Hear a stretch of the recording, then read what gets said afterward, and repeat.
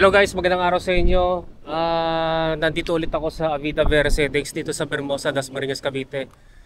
So kahit na maaga ako nandito, yan nakikita natin na napakalakas pa rin ng hangin. Lakas pa rin. Ganon din, katulad nung linggo, no, nung unang tinest ride ko to. Ito ang aking Sunpit Spark na Aerobar Rigid Fat Bike. Yan yung nag-video ako noon nung part 3. So ito na magiging part 4 ng aking pag-build nitong Aerobar Rigid Fat Bike kasi kaya may bago ulit tayong video dahil kahapon, 'di ba, hindi dumating nung Sabado yung inaabangan kong gulong na group slick tire na Chaoyang Sandstorm na group slick tire. Kahapon dumating at pinakabit ko kahapon kay Jello sa bike Imos at ito, yan. Ito na. Yan na yung hinihintay kong group slick tire na Chaoyang Sandstorm na 26 by 4.0.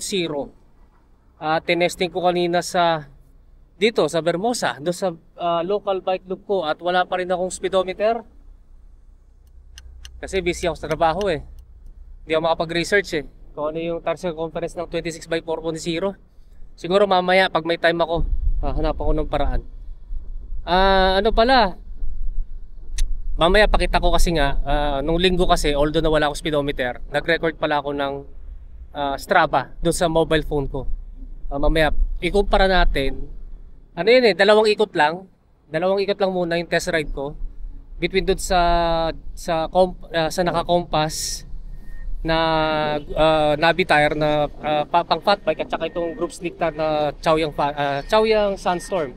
So, yan, tignan muna natin itong nabili kong Chaoyang Sandstorm. Nabili ko to syempre sa Shopee, sa Cebu Ken Cycles. Ilalagay ko na lang sa screen kung magkano yung nabili ko dito. Kung ano yung presyo nito, no? Yan. Ang maganda dito kasi foldable. Yan, foldable kumpara dun sa dating na-opted ko na CST, no? Yung CST kasi na big boat yata ang model nun, yung kasi warbid na tan wall. Ito kasi all black, tapos foldable na. Yun, ilalagay ko na lang din sa screen kung ano yung timbang nitong Chaoyang Sandstorm na to na foldable. Nung in-install ko kasi to, may significant na ginaan tong buong bike ko. Yan, kasi nga yung compass na warbid na nabitars, ang bigat pala noon nung tinanggal namin. Then ang hirap pala dito sa fat bike na gulong kasi hindi ko na experience dati nung 9 years ago, no? Kasi syempre pinalitan yung gulong, back to zero yung hangin, kapag lang floor pump, pag floor pump lang napakatagal na punuin to ng na yung recommended tire pressure. Ito kasi sadly, ang recommended tire pressure nito is 20 PSI. Akala ko kasi 30. Yung pala 20. Pero kahit na 20 lang yung PSI nito, sa laki pa naman ng volume na kailangan na ilagay dito na hangin. Ilang minuto akong nag-hand pump para lang mapuno yung 20 PSI dito sa gulong na to. Kaya in general, kapag fat bike ang dala-dala nyo, ito kasi hindi naman basta-basta mapalplatan to. Kasi yung ginamit ko dating fat bike na mga ilang linggo, never ako naplatan eh. Kaso nga lang, pag natsamba kayo naplatan, tapos wala kayong yung lugar po sa kayo naplatan eh, malayong-malayo ang gasoline station, nandun yung compressor, tapos hand pump lang yung gamit yung pambomba. Naku po, abuti kayo ng siyam-siyam bago mapuno yan. Itong pang fat bike na gulong na to, yun ang drawback dito sa gulong na to, no? Yan. So, tinest ride ko nga ito kanina. So, siyempre, mas bumilis to kaysa doon sa Navi fat tires nung linggo, no? At saka, pa rin yun, same chainring, 3080. So, tignan muna natin pala yung groups nito. Yan, okay din naman yung groups nito, pero mas magiging maganda sana kung katulad dun sa mga Navitars na pala slick tire na parang sa motor, yung maganda yung tread na maganda yung mag-channel ng tubig. Ito kasi parang lang, XX lang. Teka, ano pa to? Baka pako to. Hindi, patulog pala. Yan, isa na rin yan. Isa na rin yung drawback, no? Yan, yung may madaling kapitan ng mga maliliit na gravito. Yung mga buto-buto. Yan. Kapit na sa mga groups. Yan. Yan yan ang isa sa mga ano, no? Slight drawback nito sa gulong na to. Yan. So, yun lang naman yung features nitong Chaoyang Sandstorm, no? So, yun nga, ikumpara ano ha, experience ko sa inyo yung nung tinest ride ko kanina sa Vermosa. Syempre, mas bumilis to. At saka yung handling nito mas in-improve lalo na sa mga paliko-liko. Kasi nga wala na yung mga knobs dun sa gilid. Kahit na may parang ganito, ito kasi parang may ganito, may kanto-kanto dito, no? Pero kahit may ganyan, okay pa rin yung banking ko sa mga kurbada. Yan. Ang nangyari kasi kanina nung tinest ride ko to, syempre ITT yung format.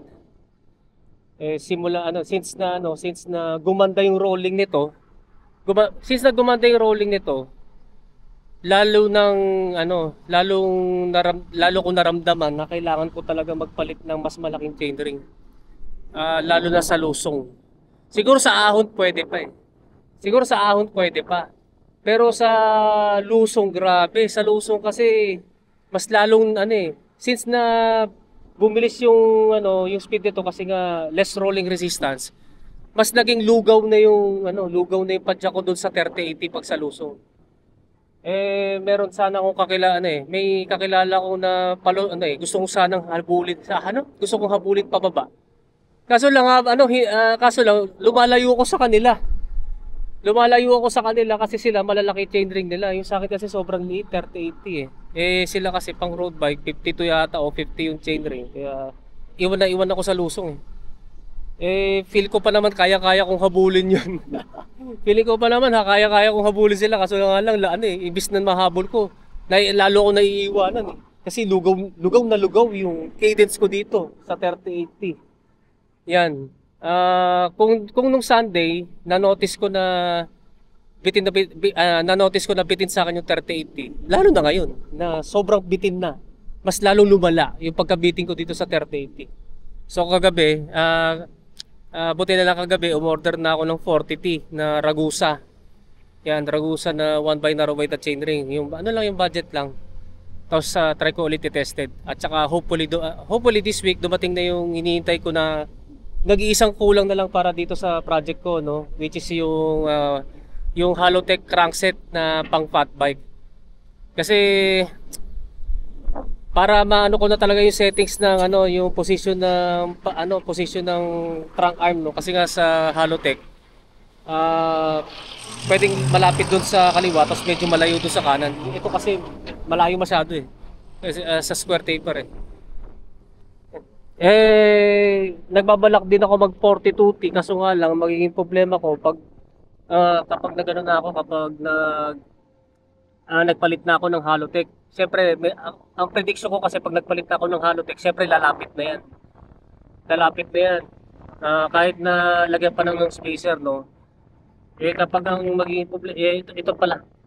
Ganyan kasi ang distansya ng 3080 sa chainstay. Pag nilagay ko ng 40, siguro ganyan. Yan. Sa ganitong bottom bracket na ganyan kahaba, tingin ko pwede pa rin yung 42. Pero sobrang liit na ng clearance dito sa chainstay. Dito sa square taper. Kaya ang problema, pag nag-Halotech na yan, feeling ko hindi na po pwede yung 42T dyan. At saka ang magiging issue niyan, baka bitin na yung chain. Yan, siguro mabibitan na yung chain kapag 42T kahit na 126 links tong chain ko, no. So ang pinaka safe option talaga diyan is 40T. Yan, 40T na chain ring kahit na mag-Halotech ako. Halotech fat bike crankset, no. Yan.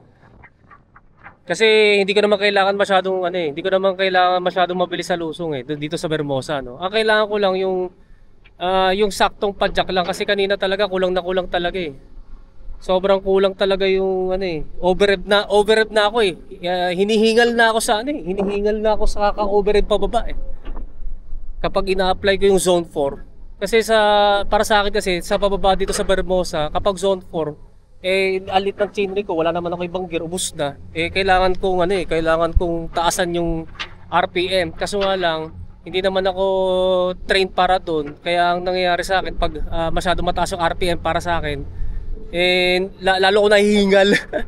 Para ako hinihika. Yan. Mas ano kasi, mas sanay kasi yung katawan ko sa dagdag torque kasi doon sa overspinning Yan, so yun na lang ang kulang ko, yung Halotech crankset na pang fat bike para matotally ano ko na kasi siguro sa linggo baka magkaibiyang ako baka magkaibiyang tunnel ako ng linggo, tingnan natin kung may extra time ako, pero sana talaga matuloy. So papasok na ako sa trabaho, so kung meron kayo tanong regarding dito sa gulong na to, yan, i-comment na lang ninyo sa comment section down below. Yeah guys, maraming salamat sa inyong panonood. Don't forget to subscribe sa aking YouTube channel. Pakiclick na yung notification button para matotally notify kayo. Yeah guys, maraming salamat sa inyo and ride safe po sa inyo.